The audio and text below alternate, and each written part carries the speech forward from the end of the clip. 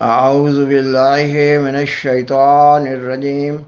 بسم اللہ الرحمن الرحیم۔ سامعین و ناظرین کرام، السلام علیکم ورحمۃ اللہ وبرکاتہ۔ جماعت احمدیہ کے دوسرے خلیفہ حضرت مرزا بشیر الدین محمود احمد رضی اللہ تعالیٰ عنہ کی ملی خدمات پر پروگرامز پیش کرنے کا سلسلہ جاری ہے۔ یہ کہ آپ نے متحدہ ہندوستان میں مسلمانوں کے حقوق کے تحفظ کے لیے، ہندو مسلم اتحاد کے لیے، ہندوستان کی آزادی کے لیے اور قیام پاکستان کے لیے سخت محنت کی، اور نیز یہ کہ آپ کی مسلسل درد بری دعاؤں، انتھک محنت اور جماعت احمدیہ مسلمہ کی قربانیوں سے پاکستان مارد وجود میں آیا۔ اس سے قبل اس مضمون پر 21 پروگرامز پیش کیے جا چکے ہیں۔ یہ اس سلسلہ کا 22واں پروگرام ہے۔ گزشتہ 2 پروگرامز میں یہ بتایا جا چکا ہے کہ قائد اعظم محمد علی جناح نے ہندوستان کے مایوس کن سیاسی حالات کے پیش نظر گول میز کانفرنس کے بعد انگلستان میں ہی بود و باش اختیار کرنے کا فیصلہ کر لیا، اور ڈاکٹر سر محمد اقبال صاحب گول میز کانفرنس کی کارروائی کے دوران ہی استعفیٰ دے کر ہندوستان چلے گئے۔ ہندوستان کے ان سیاسی حالات کے تناظر میں سیدنا حضرت خلیفۃ المسیح ثانی رضی اللہ تعالیٰ عنہ نے احمدیہ مسجد فضل نند کے امام حضرت مولانا عبد الرحیم صاحب درد کو ہدایت کی کہ وہ مسٹر محمد علی جناح سے ملاقات کر کے جماعت احمدیہ کی طرف سے ہر ممکن تعاون کا یقین دلاتے ہوئے انہیں واپس ہندوستان لانے کی کوشش کریں۔ اس ہدایت کی روشنی میں احمدیہ مسجد لندن کے امام حضرت مولانا عبد الرحیم صاحب درد نے مسٹر محمد علی جناح سے طویل ملاقات کر کے ان کو ہندوستان واپس آنے پر رضامند کر دیا، اور مزید یہ کہ قائد اعظم محمد علی جناح نے اپریل 1933 میں عید الاضحیٰ کے موقع پر احمدیہ مسجد فضل لندن میں منعقد ہونے والی ایک تقریب میں شمولیت اختیار کی، اور انہوں نے ہندوستان کے سیاسی حالات پر تقریر کرتے ہوئے ہندوستان واپس آنے کا اعلان کر دیا۔ قائد اعظم محمد علی جناح کی اس تقریر نے انگلستان اور ہندوستان کے سیاسی حالات میں ایک ہلچل مچا دی۔ آپ کی اس تقریر کے بعد نوابزادہ لیاقت علی خان اور ان کی بیگم قائد اعظم کی خدمت میں جولائی 1933 میں حاضر ہوئے اور ہندوستان واپس آنے کی درخواست کی۔ آخرکار قائد اعظم محمد علی جناح 1934 میں واپس ہندوستان تشریف لے آئے اور مرکزی اسمبلی میں بلا مقابلہ منتخب ہو کر مسلم مفادات کے لیے کام کو آگے بڑھانے لگے۔ آپ کے بلند اخلاق، مضبوط کردار، اصول پسندی اور معاملہ فہمی کے نتیجہ میں مسلمان آپ پر اعتماد کرنے لگے، اور آزادی وطن کی منزل جو بہت دور لگتی تھی نزدیک ہونے لگی۔ سامعین و ناظرین کرام، گول میز کانفرنس اور اس کی تجاویز پر غور کرنے والی پارلیمنٹری کمیٹی کی رپورٹ 1934 میں شائع ہوئی، اور 1935 میں برطانوی پارلیمنٹ کے دونوں ایوانوں نے اس رپورٹ کو پاس کر دیا، اور اس کا نام گورنمنٹ آف انڈیا ایکٹ رکھا گیا، اور یہ ایکٹ ہندوستان میں 1 اپریل 1937 سے نافذ ہو گیا۔ اس جدید آئین اساسی میں کم و بیش وہ تمام مطالبات مان لیے گئے جن کی طرف حضرت امام جماعت احمدیہ مسلسل توجہ دلاتے آ رہے تھے۔ مثلاً جداگانہ انتخاب، اور سندھ کو بمبئی سے علیحدہ کر کے الگ صوبہ بنا دیا گیا۔ صوبہ سرحد میں مکمل اصلاحات رائج کر دی گئیں۔ پنجاب میں مسلمانوں کی آئینی اکثریت مان لی گئی، البتہ بنگال سے متعلق مسلم مطالبہ تسلیم نہ کیا گیا، البتہ کانگریس کا زور وہاں بھی توڑ دیا گیا۔ اس کے علاوہ گورنروں کو اس قسم کی ہدایات جاری کر دی گئیں کہ صوبائی وزارتوں میں مسلمانوں کو 1/3 حصہ ضرور ملنا چاہیے۔ خاکسار بیان کرتا ہے کہ کانگریس سے تعلق رکھنے والے مسلمان علماء کو من حیث القوم مسلمانوں کا مفاد پسند نہ تھا، وہ اپنے انفرادی مفادات کے لیے ہندوؤں کے ساتھ ملے ہوئے تھے، اور ہندوستان میں انگریز گورنمنٹ کے آفیسرز بھی ان لوگوں کے پروپیگنڈا سے متاثر ہو کر ان لوگوں کی پشت پناہی کر رہے تھے۔ چنانچہ اخبار مجاہد لاہور 11 مئی 1936 میں یہ خبر رپورٹ کی گئی کہ امیر شریعت احرار سید عطا اللہ شاہ بخاری نے 9 مئی 1936 کو احرار پولیٹیکل کانفرنس امرتسر میں احراری پرچم لہراتے ہوئے اور گرجتے ہوئے کہا یہ کہ مسلمانوں نے 200 سال کے بعد کروٹ لی ہے، اور اگر اس بات پر فخر کیا جائے کہ کامل آزادی کا جھنڈا مسلمانوں کی جماعتوں میں سے سب سے پہلے ہم نے بلند کیا تو بجا ہے۔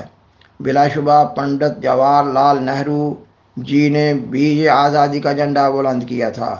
خدا انہیں استقامت دے اور دن دگنی اور رات چگنی ترقی دے، مگر یہ نعمت چونکہ ہم نے چھینی ہے، اس لیے ہمارا فرض ہے کہ اسے حاصل کر کے پنڈت جی کی خدمت میں پیش کریں۔ کوشش کرو کہ ہر مسلمان جواہر لال نہرو جیسا خطبہ پڑھے۔ مسلمانوں کا حق ہے کہ آزادی حاصل کر کے دیگر اقوام کے سامنے بطور تحفہ پیش کریں اور خود خدمت خلق میں مصروف ہو جائے۔ ہم کو کسی چیز پر قابض ہو کر تسلط جما کر بیٹھنا نہیں چاہیے۔ سامعین و ناظرین کرام، تاریخ احمدیت جلد 6 کے صفحہ 345 پر بعنوان کانگریس کی قومیت متحدہ کے خلاف جماعت احمدیہ کی مذہبی طاقت لکھا گیا ہے۔ یہ کہ کانگریس اور اس کے ہمنوا احراری لیڈر قومیت متحدہ کی بنا پر مستقبل میں مسلمانوں کو ہندو اکثریت کے مستقل غلامی میں دے دینا چاہتے تھے، جس کے خلاف ملک میں 2 زبردست طاقتیں کار فرما تھیں، ایک سیاسی اور دوسری مذہبی۔ سیاسی طاقت کا نام آل انڈیا مسلم لیگ تھا، جس کی قیادت قائد اعظم محمد علی جناح کر رہے تھے، اور جس میں درد مند دل رکھنے والے مخلص مسلمانوں کی خاصی تعداد تھی، جو مسلمانوں کے سیاسی حقوق کے لیے قومی پلیٹ فارم پر جد و جہد میں مصروف تھی۔ مسلمانان ہند کی یہ واحد سیاسی جماعت اور اس کے لیڈر چونکہ ہندو قوم کے عزائم و مقاصد کی راہ میں سد راہ تھے، اس لیے احراری لیڈروں کی بد کلامی اور سب و شتم کا ہمیشہ نشانہ بنتے رہے۔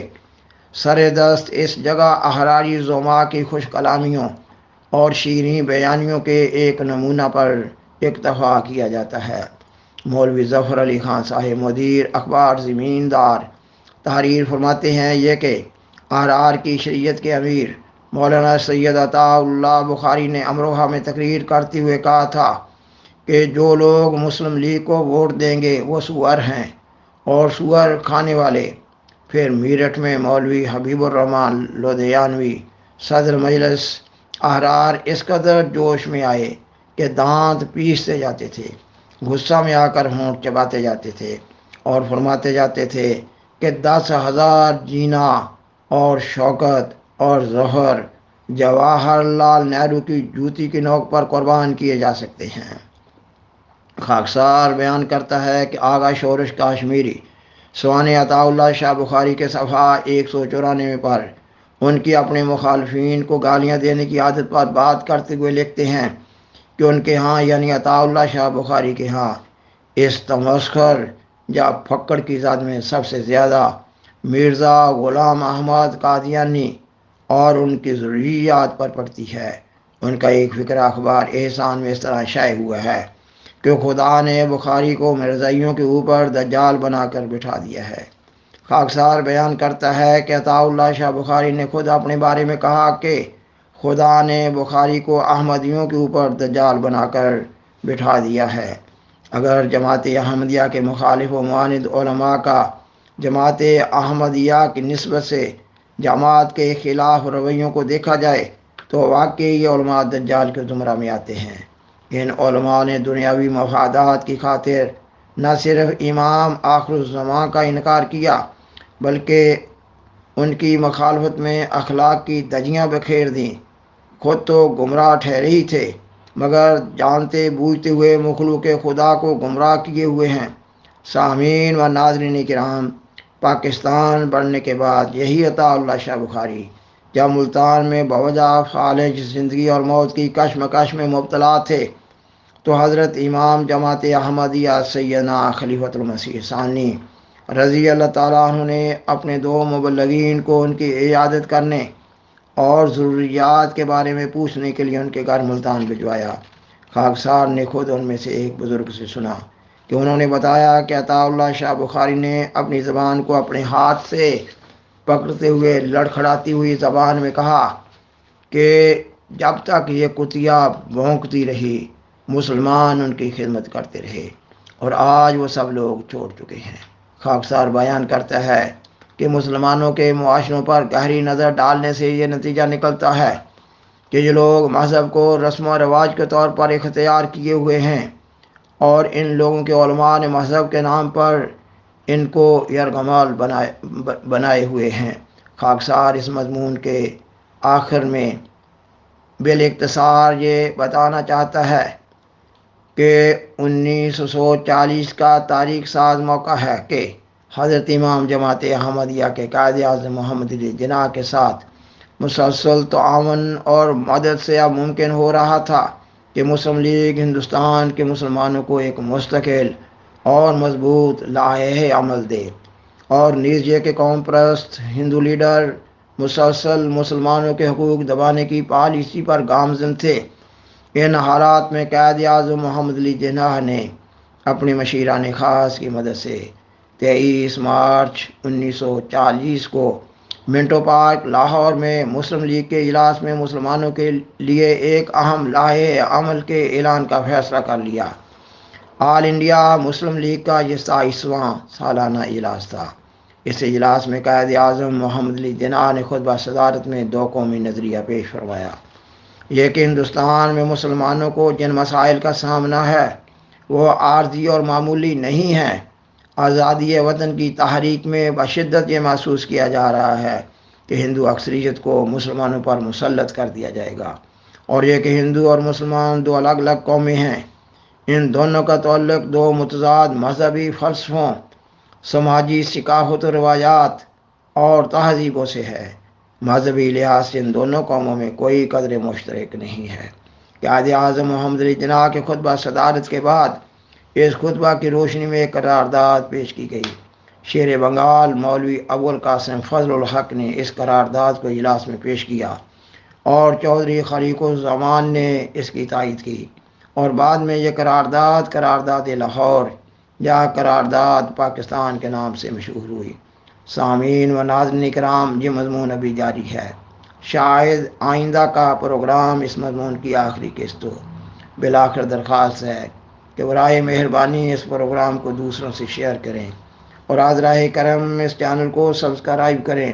جزاکم اللہ تعالی احسن الجزاء، وآخر دعوانا ان الحمد للہ رب العالمین،